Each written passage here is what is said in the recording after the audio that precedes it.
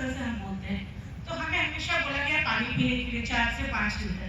तो ये जो पानी पे आपने जो बताया है उसको थोड़ा स्पष्ट कीजिए, मुझे उसमें थोड़ा डाउट है कि वो पानी अगर हम नहीं पिएंगे तो फिर। आपको मालूम है दिगंबर साधु 24 घंटे में एक ही बार पानी पीते हैं। जरा देखो भोजन भी उसी टाइम पे करता है। और अभी एक और बहुत सारे लोग हैं जो नर्मदा के आसपास परिक्रमा कर रहे हैं, वो पानी भी नहीं पी रहे, पूरे पानी भी नहीं पीते। 5-5 साल हो गए उनको।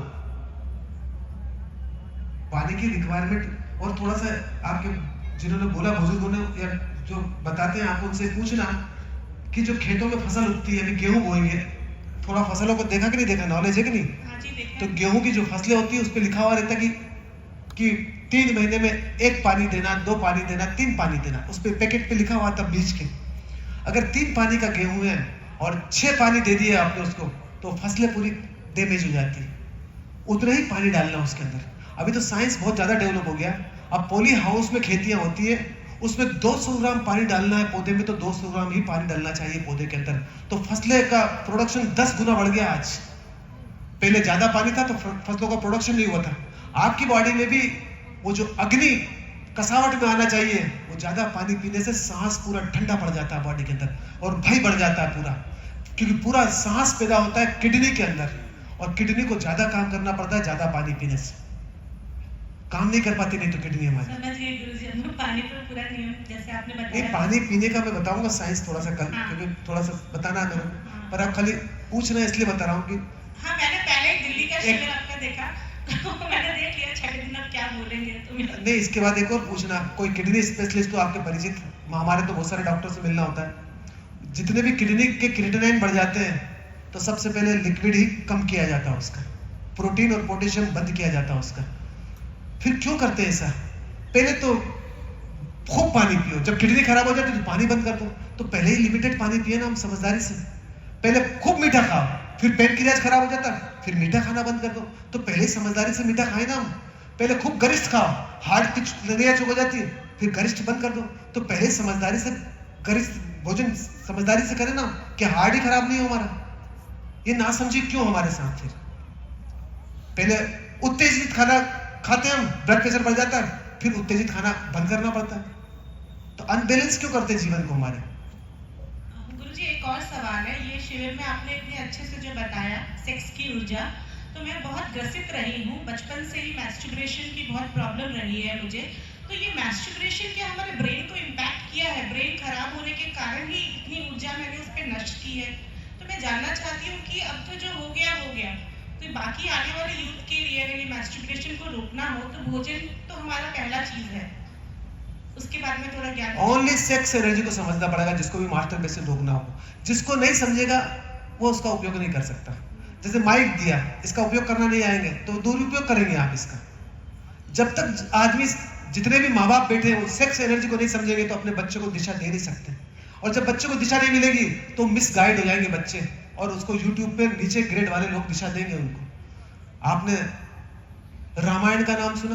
हाँ जी, सुना है। उसमें जो रोल थे राम और सीता का नाम सुना? हाँ, सुना। सीता के 2 बच्चे हुए, वो वाल्मीकि जी के सानिध्य में सुना, लवकुश। और ये भी सुना होगा कि 14 साल में उन्होंने घोड़े पकड़ लिए थे, कि नहीं सुना? नहीं सुना। ये नहीं सुना। घोड़े पकड़ लिए थे। वो बोलते अश्वमेघ यज्ञ के घोड़े पकड़ लिए थे। वो बाहर के घोड़ों की बात नहीं करी है, वो भीतर के घोड़े पकड़ लिए थे, काम क्रोध लोभ और मोह के। 14 साल की उम्र में गुरु जी के सानिध्य में वो दिशा देना सीख गए थे अपनी भावनाओं को। और आजकल के माँ बाप को नॉलेज ही नहीं है, और दिशा मिलती है सेक्स एनर्जी। जब 14 साल का बच्चा हो जाता है, लड़की सेक्स से मैच्योर होती है, एमसी पीरियड में आती है, उसके साथ उसको दिशा की जरूरत भी पड़ती है। और उस टाइम पे दिशा नहीं मिलती बच्चे को तो गलत ट्रैक पे जाने की संभावना बनती है। आप देख लो 11th 12th और 10th के बच्चे बहुत जल्दी ट्रैक भटक जाते हैं, क्योंकि माँ बाप बचते हैं ऐसे प्रश्नों से। और जब माँ बाप बचेंगे तो बच्चा किससे पूछेगा, कहाँ जाएगा पूछने के लिए? फिर वो गलत फिल्में आती है, ओ माय गॉड थी, ओ माय गॉड 2 पार्ट 2। वो क्या बताते हैं? मास्टरबेशन करें आप, ये शिक्षा देते हैं। जबकि हिंदुस्तान ने पूजने योग्य बताया उस ऊर्जा को, पर हम उसको देख के गलत ट्रैक पे फिर पहुंच जाते हैं। बहुत सारे मोटिवेशनल स्पीकर बोलते हैं बच्चों को कि सप्ताह में 3-4 बार करना चाहिए। जो बच्चा 3-4 बार करेगा वो 40 बार करेगा सप्ताह में। फिर रोकेंगे कैसे उस बच्चे को हम? और बच्चे की पूरी ऊर्जा छीन हो जाती है 30-35 साल तक आते आते। और फिर धीरे धीरे सुस्त जीवन जीता है, पूरा जीवन उसका सुस्त हो जाता है।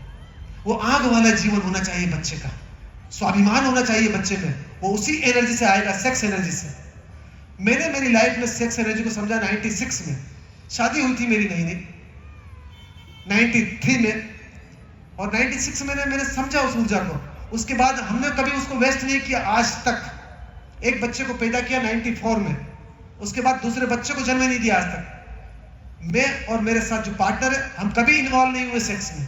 बच्चे को पैदा करने के लिए वो साधन था, साधन की तरह उसका उपयोग करना था, न कि उसका मिसयूज करना था आदमी को। आज पूजने वाली ऊर्जा जिससे आपका पुनर्जन्म होगा, एक जन्म वो ऊर्जा बाहर देती है और दूसरा जन्म वो ऊर्जा खुद को भीतर देती है। खुद का ही पुनर्जन्म उसी ऊर्जा से मिलेगा आदमी की बॉडी में। दूसरी कोई ऊर्जा नहीं है ब्रेन के पास, लाएगा कहां से? इसीलिए उसको मूल में रखा है हिंदुस्तान में, अकाम वो मूल में है हिंदुस्तान की ऊर्जा का, पर उसको इग्नोर कर दिया हमने आज।